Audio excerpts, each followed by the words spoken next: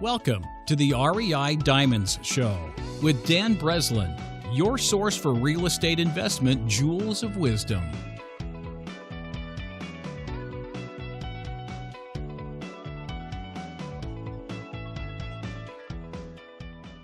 Welcome to the REI Diamond Show with Donna Spina on investor-contractor relations and also how to become a mega agent. I'm Dan Breslin, host of the REI Diamond Show, and I'd like to begin by welcoming you to the show. This week's guest is Donna Spina. Donna is a licensed business coach who focuses on helping real estate investors to build better businesses by attracting and keeping the best subcontractors at a fair price. On this episode, Donna and I even discussed the one thing that is often more important than money when it comes to keeping your subs happy and working for you. But don't get carried away. You're definitely still going to have to pay them if you want them to keep working. In Donna's previous career, she helped take her company, Keller from 25 agents to more than 200 in the office. So I also have asked her to share the process of becoming a mega agent. The process she shares is the same process that I've used to build my own business, and I know what you're thinking, and no, I am not an agent. I'm a wholesaler, and I'm a fix and flip investor, but the process that Donna describes works for many aspects of the real estate business, from being an agent to high-volume mega wholesaling to even high-volume fix and flip investing. Here's the bottom line. I got several insights in my own business throughout this episode, and I'm sure you will too. Hope you enjoy this episode. Welcome to the show, Donna. Thank you so much, Dan. I really appreciate you taking me on today. Absolutely. And so the listeners get a little bit of a feel for who you are and what you're about. We obviously have a real estate investor / agent oriented audience here. So why don't you just kind of give a, brief Reader's Digest version of your backgrounds, having to do with real estate and how that led to what you're doing now? Sure, I'd be happy to. Well, I started my career off in the medical industry, and it ultimately led to an unexpected self-employment with my now former partner. For 12 years, we had a general contracting company. It did home improvement, hardscape, softscape, landscaping, janitorial, full home remodeling. We worked between two states, Pennsylvania and Delaware, had 35 employees, 20-plus trucks. The business ran 24/7. We worked with a lot of real estate agents and relocation companies, learned a lot about the business, primarily baptism by fire. And like everything else has a beginning, a middle, and end. That came to an end, and I had the opportunity to work with a national brand real estate brokerage, the first one that was in Chester County, Pennsylvania, and took them from 25 agents to almost 200 and had 5 other offices blossom out of that.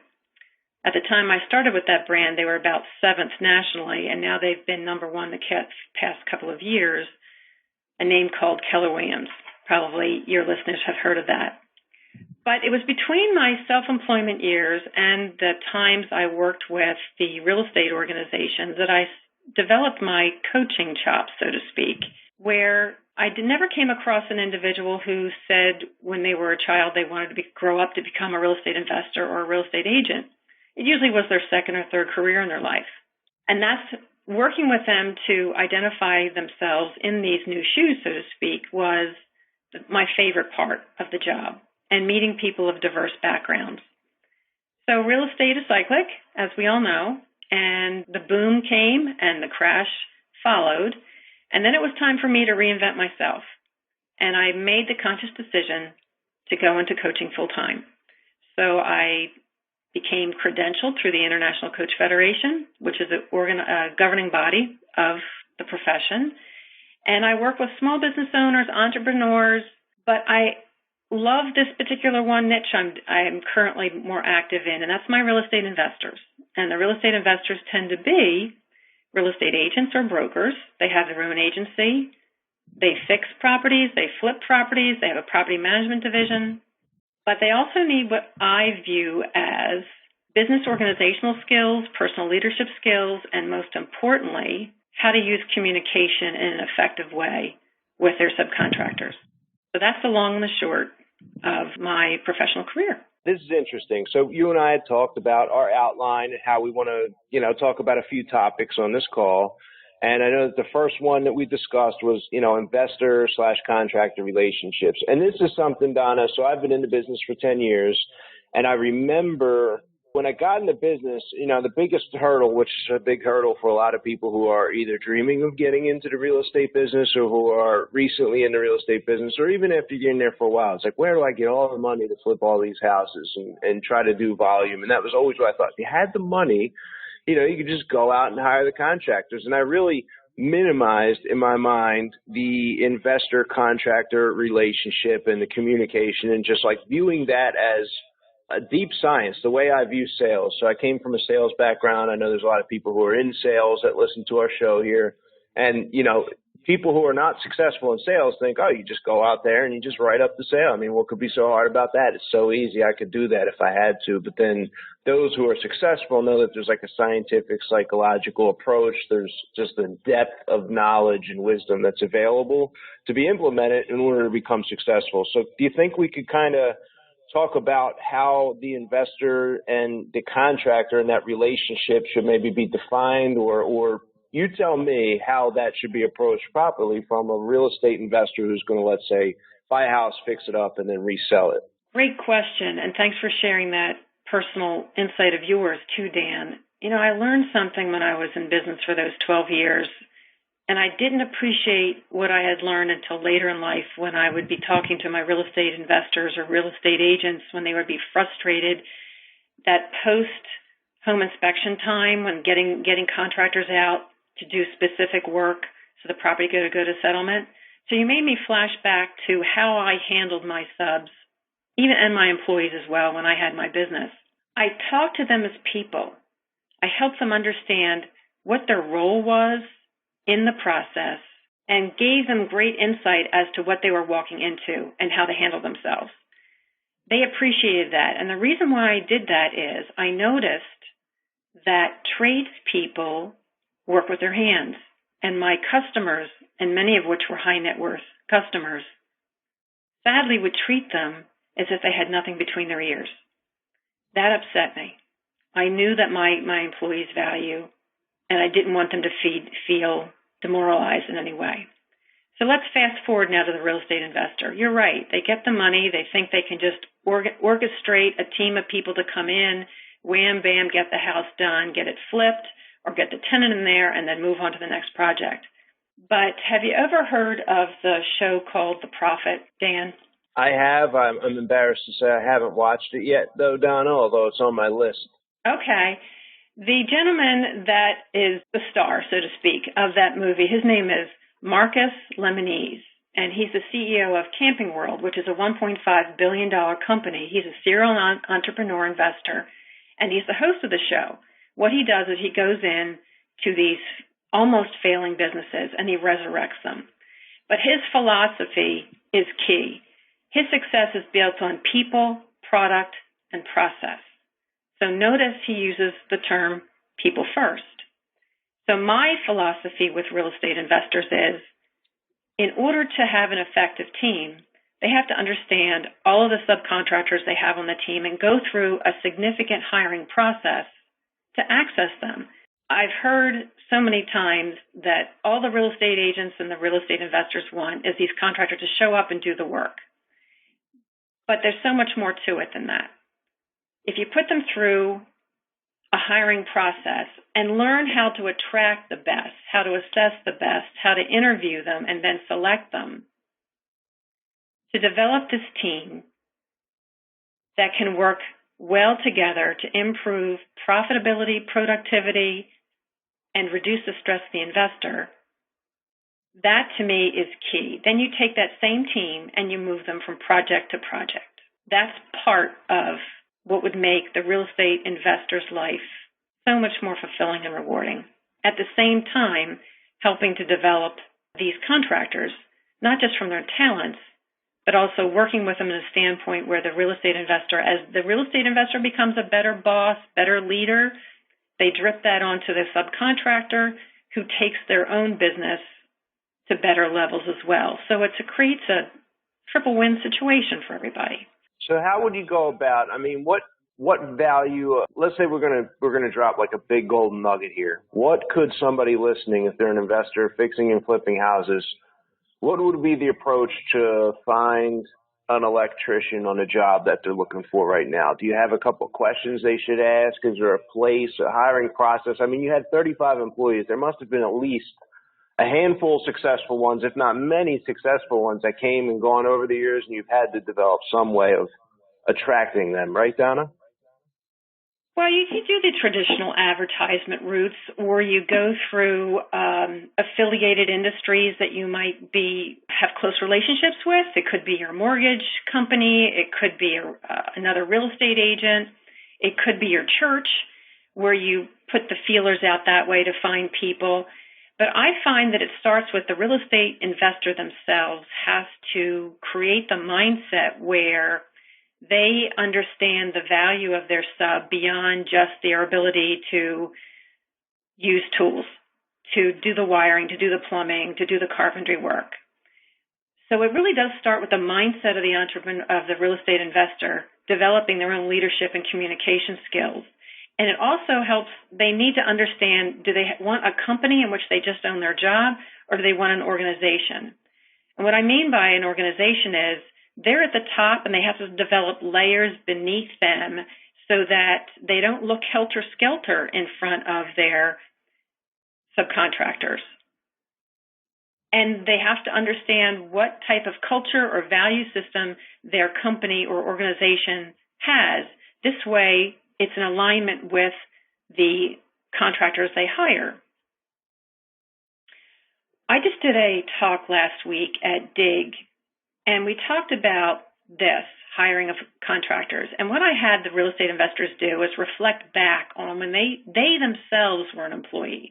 And it didn't matter if it was when they were a kid delivering newspapers or if they were in some high-level corporate position. But we went back through what their interview process was, what their relationship was with the company while they were employed by them, and what the exit interview might have looked like.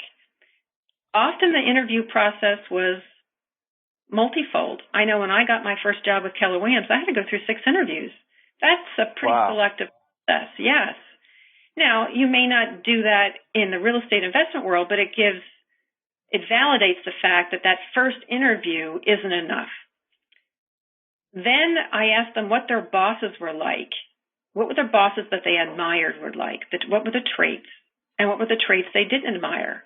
And which ones did they pick up? Now, inadvertently, they might pick up good traits or not so good traits. I had one gentleman in the audience say he never had a good boss to work for. All of his career, a couple different careers, he always had terrible bosses.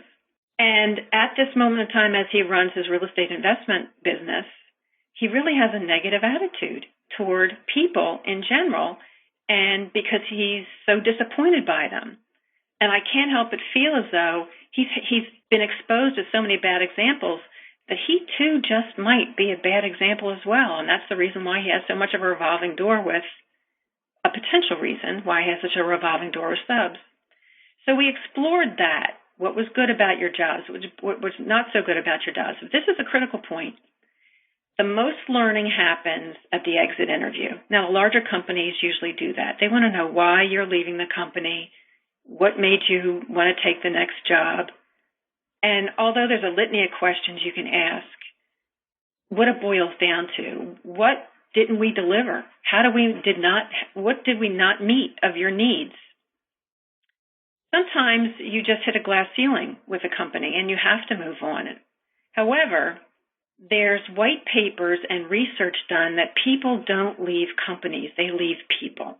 So if you don't have a good boss or the company isn't taking care of you or you don't feel proud of who you work for, you're going to leave that situation. So, and the bad news is you could lose a really excellent, great contractor as a result.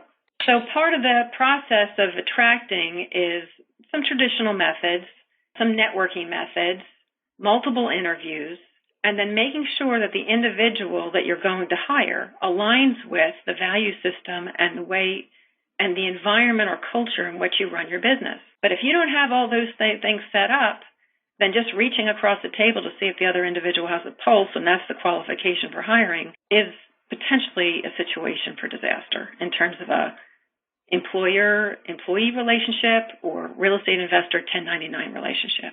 I hope that answered your question.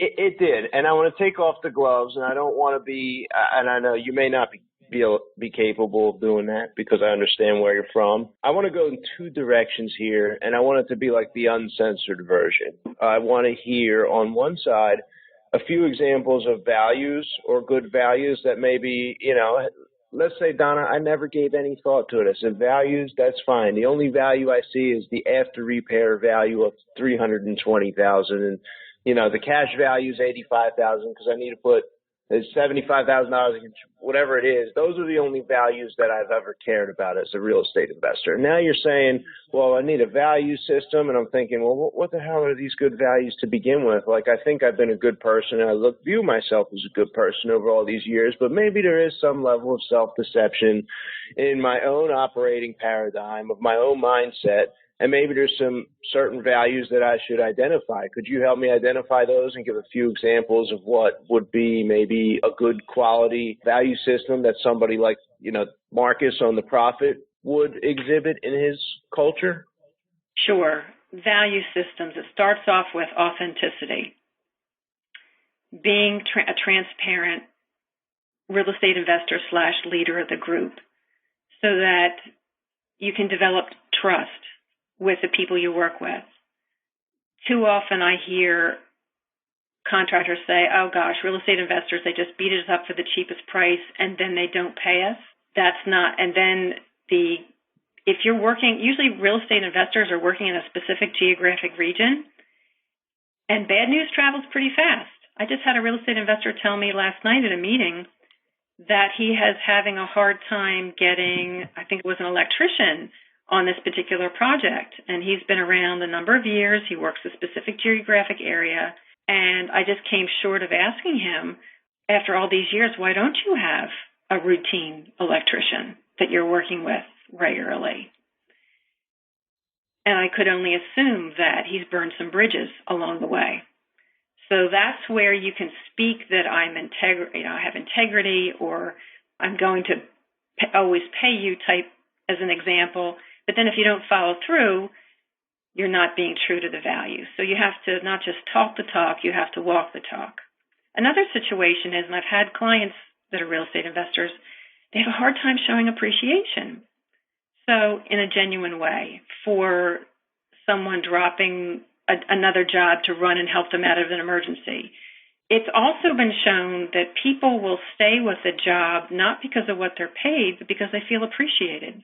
And it goes back to Maslow's hierarchy, which is a 5-level triangle that shows what we need to grow ourselves.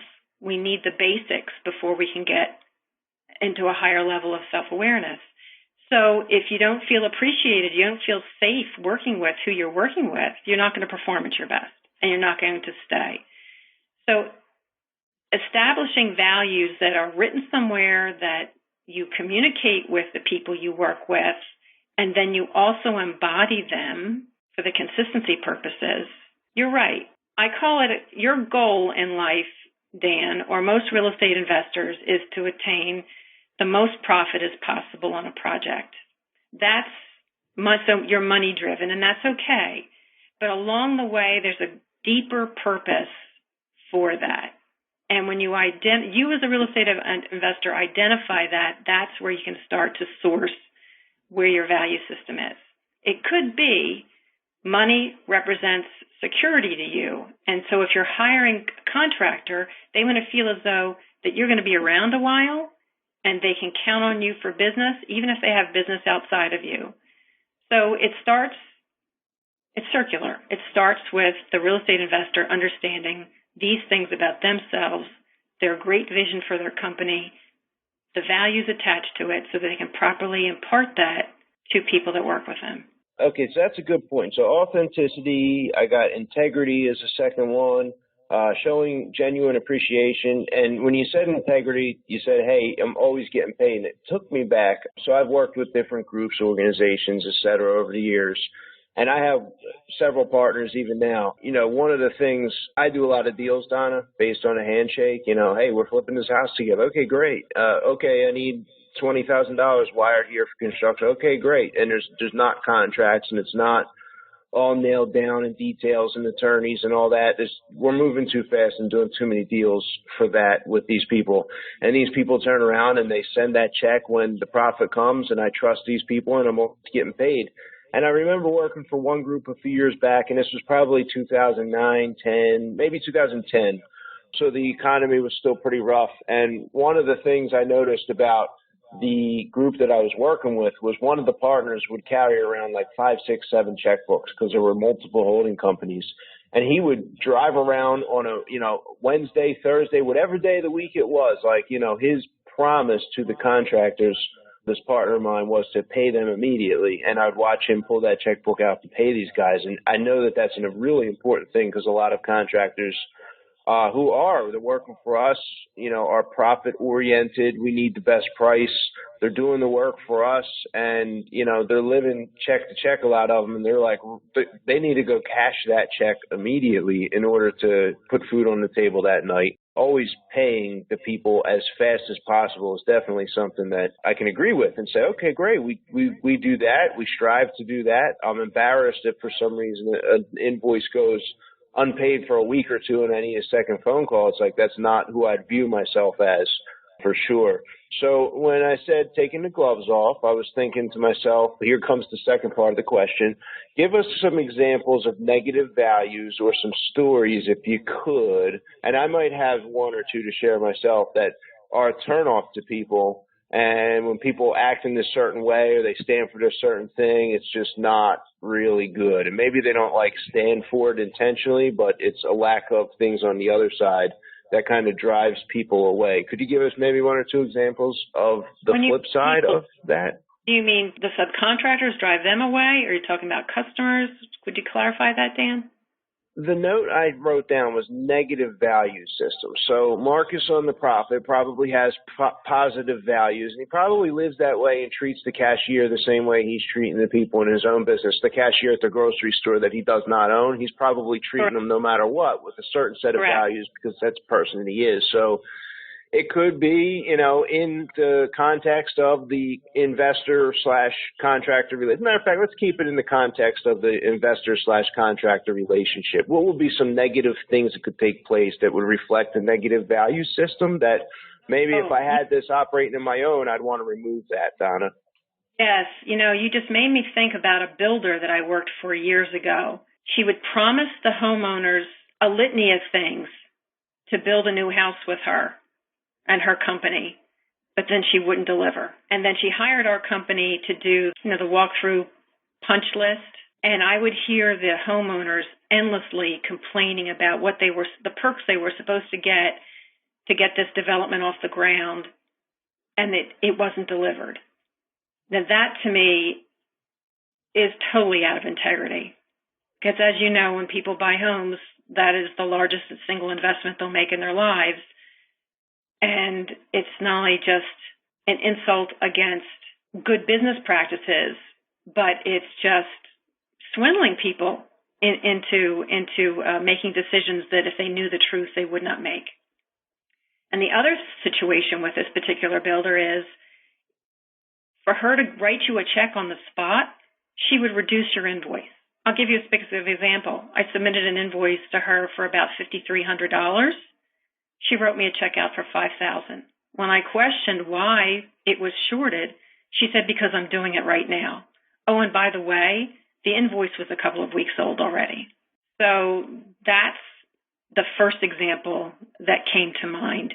And another situation that was a clear example of poor integrity. We had a relocation property in southern Chester County. The company was around the Harrisburg area and bought the property sight unseen from the employee. The employee's wife was a real estate agent. When I walked the property for the first time and came down the basement steps, I looked at the front foundation wall, and it was so evident that wall was bowing to the inside. It wasn't funny. Anybody, whether they were a real estate agent or an unskilled person would have recognized the defect in that house. So when I spoke with the company of the previous homeowner about this defect, they were completely unaware of it. What it took on our part to fix this is we had to completely excavate the front landscaping, patio, walkway, dig down to the house footers, take the wall out in pieces, jack it up with hydraulic jacks, and rebuild the entire front wall. That company was completely unaware of that significant structural defect in that property. So that's another example of not being transparent, not being open and honest. As a matter of fact, I remember we had to FedEx our bill to a specific address because it had to go through a backdoor channel for us to get paid because they were trying to keep it quiet to other higher-up powers within the company because of this huge mistake. I don't like being a part of anything like that. So those two stories stick out hugely in my mind. So the example I was going to share is very similar to that stuff. It was a big builder in the Delaware County, Philadelphia region.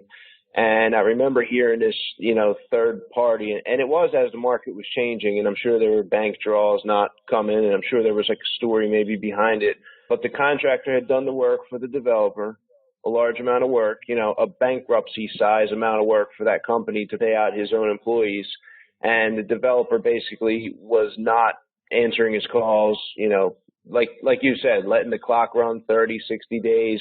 And it got to the point the guy did end up getting paid, but he walked into the developer's office and had to basically, the words that I heard were, I'm going to kill you and I'm going to kill everybody in your family unless you write me a check right now. And then the guy wrote the check on the spot. But it was really an issue of integrity. And that could be folklore, it may not be completely true how that story went down. But, I've heard that situation unfolding where people are paying slow, and they allow somebody to get to a point where they need the money so bad that they're willing to take $5,000 for the invoice instead of $5,300. They need the money right then and there. It's kind of like it's just not a nice game. I mean, that's not the kind of person you're going in there and doing a second or a third or a fourth job for. Once you've been shorted one time, you're not going to go back and get bit again, right? Exactly. Contractor, the other thing is often I would put in my contracts with our customers that if they found any kind of defect in workmanship, that we had the first right to cure, because customers can also play that game where they'll say, well, you didn't do something right, so we hired somebody else, and then they take an unrealistic chunk out of what they were going to pay you based on this other individual, whether it was true or not, came in to, quote-unquote, repair your work. I think that makes contractors as a whole gun-shy because real estate investors have that MO where they're in it to win it, and maybe it could be at their expense. So I have to commend you that you take that opportunity to drive around with multiple checkbooks or that individual you were referencing to get them all paid. You were trying your best to show the subs they're appreciated, you understand their situation, you want to make sure they get paid so they can have a happy weekend or, like you said, go to the grocery store without any pain.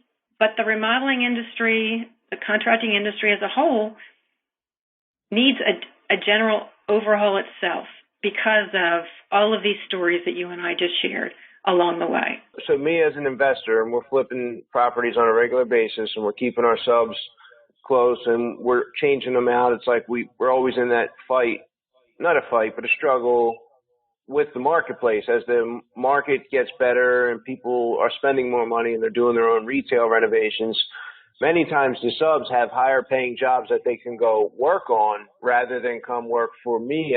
And I need a wholesale price. Like there is a profit motive. I can't pay $25,000 for a kitchen, but Susie homeowner can pay $25,000 for the same kitchen. But that same kitchen, Donna, for everyone who's listening on the call who's flipped houses, that $25,000 kitchen, as real estate investors, we need to deliver that kitchen for anywhere from $8,000 to $12,000. That's the acceptable range. That's what's in the budget because we have to do the entire house. So, sometimes you get into a battle with the market, with the economy almost, and you're kind of having to turn the subs over. So anytime that we find people willing to work at a fair price that allows us to make a profit, we really do our best to keep those people working. I've bought properties in neighborhoods with smaller spreads, that didn't really work as well. And if I was only about the profit motive and I didn't have the motive of keeping my contractors working through the Christmas holiday or through a slow time in the summer or whatever the case may be, I would have passed on those deals. But we bought those deals to keep these guys working, and we make a fair profit on them, but they may not be like, they're not the stories that we're telling at the ring meeting or at the dig meeting or any of the real estate networking events. That's not, we're not talking about these deals at those areas. So I think that's important for people to recognize that, yes, we have the profit motive, but there's also that relationship with the contractor motive as well. Again, I have to, it is, when they tell you about networking, that you have to develop relationships so that you can get to that like, no trust factor. It's the same thing with your contractors. And if I could add one thing to that, I have to commend you that you're willing to take jobs. And I did the same thing. We would take jobs that we weren't as thrilled about just to keep our good guys working. However, I can remember I had a handful of really great subs. And the reason why I kept them as long as we did is because every sub has their own slow time. So the real estate investor is regular work. It might be at a little discounted rate, but if you can count, when I made a phone call to my subs, I got a phone call back within a short period of time because they valued the fact that I could plug in the holes when their schedules got lean.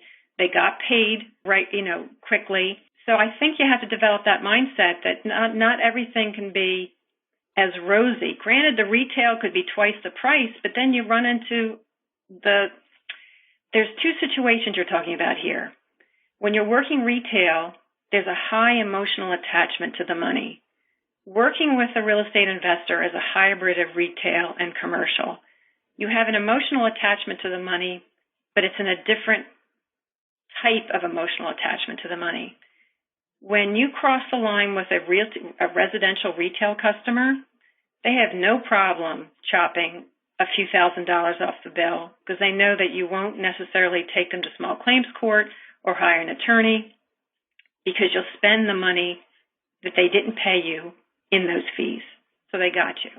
However, the real estate investor, if you develop that relationship, even though you are at a discounted rate, if you're a good pay and regular work, you just fill in the holes in the dike. So I think that's the mindset that you need to express to the contractor so that they understand that from a conscious level rather than assuming that they realize it. Does that make sense, Dan? Yeah, absolutely. Absolutely. Well, why don't we switch gears a little bit? I'm kind of watching the clock here, and I really want to talk about the Keller Williams experience. I think that you have a very unique perspective to share with us, I'm guessing. And I'm ready to hear about how we could become, if someone's listening, because the perspective that I know I've had and that I hear a lot in the real estate and investor and the networking group circles is, should I get my real estate license or should I sell properties? And a lot of people look at that and wonder whether they should go that path. And I don't think it would be worth going that path half-assed. I think you definitely want to do something and do it all the way if you're going to. So how would you become a mega agent if that was going to be your goal, Donna? If you were you're obviously a real estate agent at this moment in time, and you're doing whatever number of deals you're doing in a course of a year, and you're interested in doing significantly more. Now, mega agent is a term used, but it has different qualifiers in terms of quantity. If you're in this area, a mega agent might be considered Philadelphia area, a mega agent might be somebody that does between $5 and $6 million of closed sales a year. If you're in California or New York, that number would be dramatically different because the average home values are so much higher. So it is a geographic thing.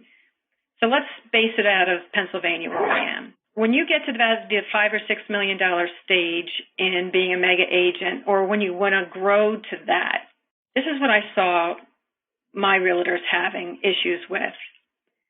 People have fear of failure, but people also have fear of success. So the first thing that the individual real estate agent has to identify is forward think at what would they look like as a mega agent? What do they need to do to get there? And are they recoiling from because some kind of fear is coming up? So they need to address those fears. The next thing is they need to understand why they want this and who they're going to become in the process. What sacrifice might have to come up, and are they willing to make sacrifice? It might take more time, obviously, as they start to do more transactions. So they start to think about it's not just them anymore. They need to develop other layers of delegation. The assistant is the first person they need to get into the mix, to offload the details so they can keep out there in front of clients. And I noticed some of the agents, it was hard for them to delegate. They didn't like letting go. They didn't feel as though somebody else could do those details as well as they could do. Or the flip of that, there's some agents that are terrible at details. They are so good in front of the client, they let all the paperwork suffer. Another huge reason why you need some sort of administrative person. But to get to a mega agent status, you have to have a marketing system. That means you have to generate leads, and lots of them. And you have to manage those leads and reach out and touch those leads in a systematic way. And if you can't do it, you need to figure out what the systems are and who's going to do that for you. And part of those leads aren't just people that want to buy or sell property. There are affiliated industries that have access to other people who might want to buy or sell property. So maybe you need to make more mortgage connections, more title connections, more home inspector connections, more contractor connections. Usually contractors are called in, and I'm sure you're aware of this, to do a litany of things to get a house ready for sale. I happen to know one that's all he does, is get houses ready for sale with his network of realtors. And the other thing as you become a mega agent, you want to be a listing specialist. A listing specialist has the sign on the lawn, and then when the house is found online, your name is given credit. So you're getting exposure. When you put the property, the listing on the MLS, all agents know it gets populated to hundreds of search engines. That's a lot of exposure. So even if people see your name and you can't service that area, your name comes up for them to recognize. So becoming a listing agent leverages your time because although handling buyers are great, it's a different animal when you have the listing side. And that brings another point, time management. How do you leverage your time? You have to hire the talented licensed administrative assistant who follows standards of procedure and can implement those systems and other tools to increase efficiency and productivity. The mega agent has to develop the entrepreneurial mindset and understand the need in delegating these things. So you constantly have to think about who's going to do it, how will they do it, what will they do it with, and how are the results going to be tracked? Because without tracking your results, that helps you pinpoint where your successes are and where your weaknesses are. And the other key about becoming a mega agent is you have to be constantly in learning mode. We all hit a glass ceiling of personal achievement with just natural talent, but in order to break through, you need to go to seminars or workshops or read or seek out the assistance of other professionals. It could be a mentor who's a huge mega agent for a sustained period of time, not just a one-hit wonder, they hit it this year and never hit it again.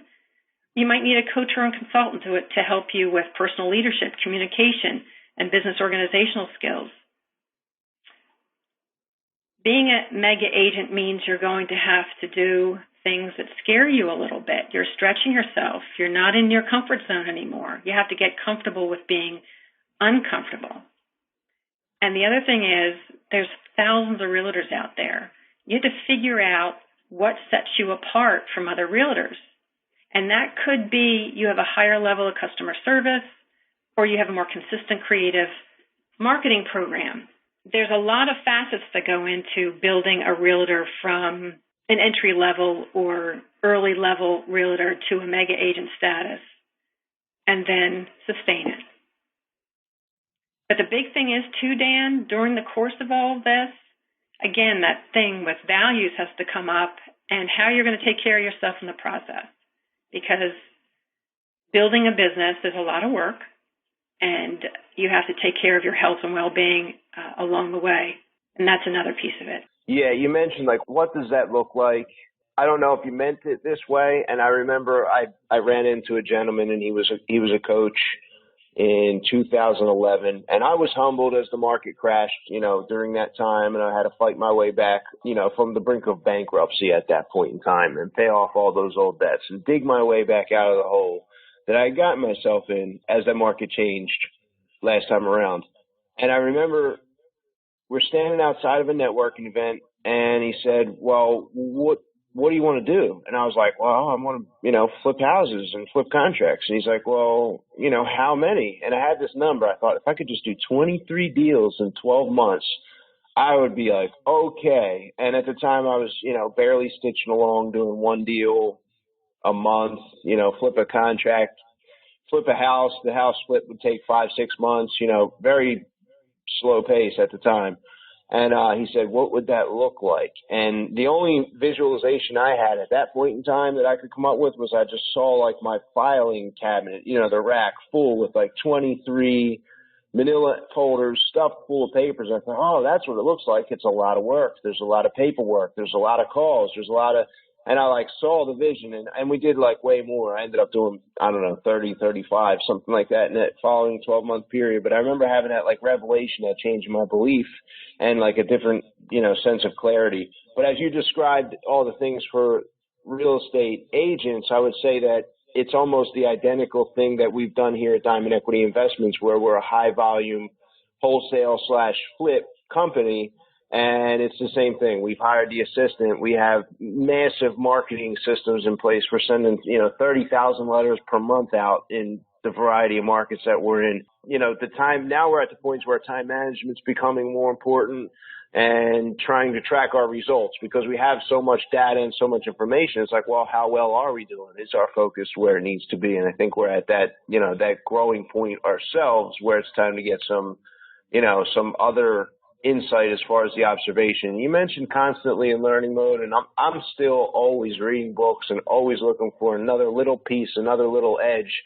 And it's like the more successful I become, the more impact each of those little nuggets become. So when I'm like just starting out and I'm doing 1-2 deals a month and I get like a nugget to, try a new mailing list or try some other new way to get a deal, it has like some impact. But now we have 30,000 letters going out. Like I can change a few words in a letter and I can see like a huge improvement across 4 major metropolitan markets in the U.S. So it's like this different level of thrill and satisfaction to see these little nuances that are learned for me. Speaking of nuances, I do want to touch on, you talked about communication. I know how important communication is with me and my team, with me and sellers, my team and buyers, communication with contractors, etc. I think you probably have a little more insight to that. Isn't there like a system of communication known as DISC? Do you know about that, Donna? Yes, I love DISC. DISC is a highly regarded model and assessment for explaining behavior, motivation, communication styles. The letters in DISC stand for dominant, influential. The S is either stability or steadiness, and the C is correct or compliant. The DISC personality profile can accurately predict the behavior of individuals in specific situations. And this model is based on the concept that while people are all different, they are in some ways predictably different, and underlying factors can be used to identify many aspects of their behavior. So what DISC can do from the business sense, and how I used it in Keller Williams, was to get an idea of an individual's profile to see what type of work they would be most comfortable with. What were their leadership tendencies? What type of work environment would they work in? Because it goes back to, you have to be slow to hire and fast to fire, because the slow to hire, if you hire the wrong person, as we mentioned before, even with the subs, it costs time, money, anxiety, frustration, and there's intangibles. It's wear and tear on other coworkers or teammates. So there's a high cost, and there's statistics on it of what it is like to hire somebody who's not appropriate for the job. I'll give you an example on this one thing. I was talking with one of my real estate investor clients, and he's contemplating adding a construction company to his repertoire of businesses. And the reason being is he wants control, as we've already talked about, so that when his fix and flips, as well as his property management needs repair, he has this team ready, willing, and able. However, he was talking to me about the gentleman that was the lead of the construction company. And I got an idea in my head specifically what his disc style was. And this client of mine was telling me he's a great worker, he's got a great relationship with his people, but he doesn't call the other contractors to get them lined up. He doesn't follow through. He doesn't have those confrontational conversations when things are going wrong. And I came short of telling my real estate investor client that if you had done the disc on this individual before you put him in this role, and oh, by the way, he was watching over multiple projects, and two of which were behind, costing him $4,000 a month. If he had done the disc prior, he would have understood that this individual's style will never do those other things that are required of that position. So you put someone in the wrong set of shoes. So DISC helps identify from a team aspect how to create a functional team. From an entrepreneurial standpoint, it helps you improve the power of conversation and engagement. And from a personal level, it opens a line of communications between people. So it helps them understand how one person needs to be spoken to versus how they themselves need to be spoken to be effective. Now, DISC doesn't measure a person's intelligence, a person's determination, their value system, their strength of character, their social or emotional intelligence, their openness to ideas and learning, or their willingness to sacrifice. Those are other things that you need to address in other question format. But DISC is huge. DISC is huge in terms of putting the right people in the right positions, learning how to speak to each other in a way that's in fact effective, so that at the end of the day, everybody's getting their needs met in the correct way. Is there somewhere that listeners could go to learn more about that, or get a free DISC test online, or how would you go about maybe testing that out or finding out? Well, DISC there are different versions of DISC that you can have online, but basically there are two companies that branched off from the original companies that are the recognized true DISC. One is Wiley/Inscape, and the other one is TTI. Those two companies have the real DISC. There's other DISC versions that are simplistic that you can go online and do, and it'll give you some kind of an idea. But when I do a DISC assessment, and I'm trained through the Wiley/Inscape version, and I also used it actively when I was at Keller Williams, I teach my clients the styles they are as well as the styles they are not, and how to recognize those situations. The report is generated as excess of 20 pages. When you do this thing online, you don't necessarily get the depth of information. It really goes into great detail over how this individual needs to be spoken with, the conditions they'll operate best under, and the reverses of that. So if somebody is seriously interested in taking the DISC assessment, I would welcome helping them with that. So, Donna, you've been around the business for a while. I'm going to ask you this question with a slight variation. Who is the most successful real estate investor or developer, or if it's an agent that you would want to mention, you can use that as the answer, and why do you believe that they are successful? Well, Dan, I don't necessarily define success of anyone using a dollar amount in the millions or billions. Personally, I believe true success is something more than just money. I recently met two real estate investors. I'll call one is Mark and the other one's named Daryl. And if you met them on the street, you'd have no idea that they were from nothing to something powerhouses they've molded themselves into. They possess these traits that I find as the markers of success. They stay on top of industry trends. They have a detailed knowledge about their holdings. They're learning-based. They have a keen, crystal clear vision of where they're going, how they're getting there, who's going with them. They've learned to remain resilient in the faces of challenges and discover resourceful ways to overcome those obstacles. They're motivated by believing in themselves and their ability to obtain the right information from the trusted network of people they've surrounded themselves with.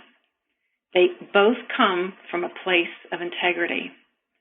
They've earned financial resources to live comfortably, but not necessarily super extravagantly. They provide wealth for their families while contributing back to their communities and those who were integral in helping them achieve this status. In addition, these both guys are so humble, they're family men, they're kind, they're generous, they're ready to give back to those upcoming with their time, experience, and knowledge. And when you sit and speak with them, you can feel their inner joy and peacefulness, and passion for the work is still evident. And they're so grateful for the benefit of the freedom of time to experience and to leave this world a better place from having been in it. So they're super comfortable in their own skin, and they have their priorities in order financially, physically, mentally, and spiritually. So I'd have to say they are the qualifiers to me that these two gentlemen represent that I admire, and I work with my clients to help them aspire to as well. Wow, that was a fantastic answer right there. Thank you, Donna. Oh, you're very welcome. How about a couple life-changing books from your perspective? Could be real estate, business, mindset, success. What would you share with the listeners as 3 must-read books?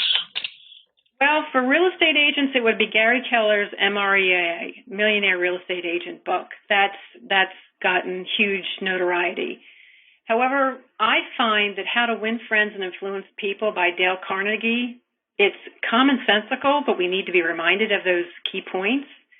Think and Grow Rich by Napoleon Hill. He interviewed multiple super successful people of his day. This book was written in 1937, and Andrew Carnegie was one of them. E-Myth by Michael Gerber is another one that I would definitely recommend. Great group of books there. So if you could share the crown jewel of wisdom with your 18-year-old self, what would that be, Donna?